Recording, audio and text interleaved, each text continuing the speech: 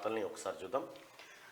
సంక్రాంతి పండుగ శుభ సందర్భాన సోమవారం వెలుగు ఆఫీసుకు సెలవు, మంగళవారం సంచిక వెలువడదు, బుధవారం మళ్ళీ కలుద్దామని చెప్పి సంక్రాంతి దీనికోసమే ఈ శుభాకాంక్షలు దీనికోసం వేస్తారు అన్నట్టుగా.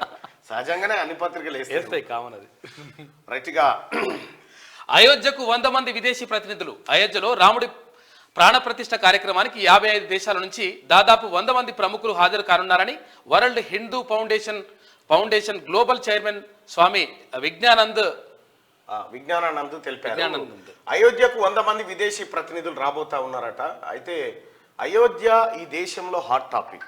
అయోధ్య ఈ దేశంలో ఆకలి, ఈ దేశంలో పేదరికం, ఈ దేశంలో జరుగుతున్న ఆకృత్యాలు, ఇవన్నిటికంటే అయోధ్య హాట్ టాపిక్.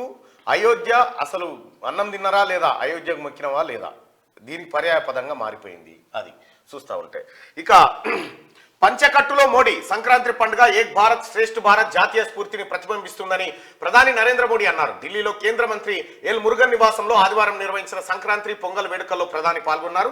ఈ సందర్భంగా సాంప్రదాయ పంచకట్టులో మోడీ స్పెషల్ అట్రాక్షన్ గా నిలిచారు. పండుగ సందర్భంగా కట్టెల పొయ్యిపై పాయసం వండారు. అనంతరం గోమాతకు సారె సమర్పించి పూజ చేశారు. ఈ వేడుకలో తెలంగాణ గవర్నర్ తమిళసై, కేంద్ర మంత్రి నిర్మలా సీతారామన్, నటి మీనా తదితరులు పాల్గొన్నారంటూ సంక్రాంతి సందర్భంగా గోమాతకు ఆయన